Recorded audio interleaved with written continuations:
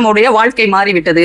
1946 வங்க பிரிவினை ஏற்பட்ட போது நவகாளி அப்படிங்கிற ஒரு இடத்தில் மிகப்பெரிய பிரிவினை ஏற்படுகிறது. 2 பகுதி மக்களுக்கு, 2 இனத்தை சேர்ந்த மக்களுக்கு பயங்கரமான சண்டை, ரொம்ப மோதல், மாறாத ஓலம், ஓயாத ரத்தம், அத்தனை படுகொலைகள் நடந்து கொண்டிருக்கிறது. இப்ப காந்தி சொல்லுகிறார், நான் இந்த இடத்துக்கு போகணும், அந்த 2 சாரார்ட்டையும் நான் போய் பேசணும், நான் எதிர்பார்த்த இந்தியா இது இல்லை, நான் அவங்கள்ட்ட போய் சமாதானத்தை ஏற்படுத்தி வைப்பேன். கூட இருக்கிறவங்க எல்லாம் சொல்றாங்க, நீங்க போனீங்கன்னா 2 பக்கம் உள்ளவங்களும் உங்க மேலதான் கோபமா இருக்கிறாங்க, அதனால தயவு செய்து அங்க போகாதீங்க, உங்க உயிருக்கே ஆபத்து ஏற்படும் என்று சொன்ன போது காந்தி நான் போயே தீருவேன் என்று சொன்னார். அங்கே சண்டை போட்டுக் கொண்டிருந்தவரும் சொன்னார்கள், காந்தி இங்கே வரக்கூடாது, காந்தி வந்தால் அவர் வரும் பாதையெல்லாம் முட்களை போட்டு வைப்போம் என்று சொன்னார்கள். காந்தி சொன்னார், அப்படி என்றால் நான் செருப்பே அணியாமல் வருவேன்.